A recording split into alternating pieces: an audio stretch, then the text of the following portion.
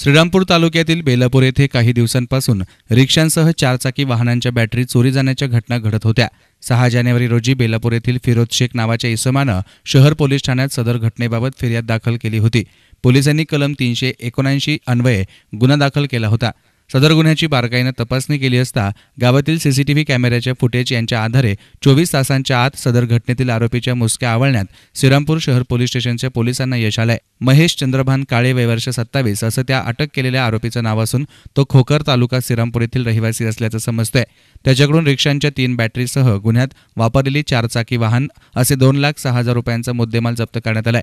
सदर कारवाई पोलीस अधीक्षक रंजन कुमार शर्मा, अपर पोलीस अधीक्षक रोहिदास पवार, उपविभागीय पोलीस अधिकारी सोमनाथ वागचौरे, पोलीस निरीक्षक श्रीहरी बहिरड यांच्या मार्गदर्शनाखाली पोलीस उपनिरीक्षक Shriram Shinde, police head constable Jalinder Londhe, police Naik Ganesh Bhingardive आणि त्यांच्या सहकाऱ्यांनी केली आहे।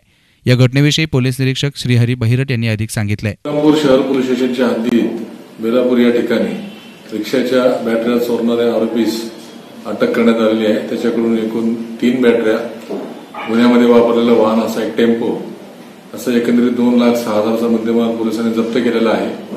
सदरची कारवाई करण्यामध्ये सीसीटीव्ही फुटेजचं फार मोलाचं महत्त्व प्राप्त झालेलं आहे। सीसीटीव्हीच्या आधारेच आम्ही सदर आरोपीपर्यंत पोहोचू शकलो। एकंदरीतच सर्वांना आवाहन करण्यात येते की परिसरामध्ये सीसीटीव्ही लावले तर चोरांना पायबंद घालण्यामध्ये मदत होईल।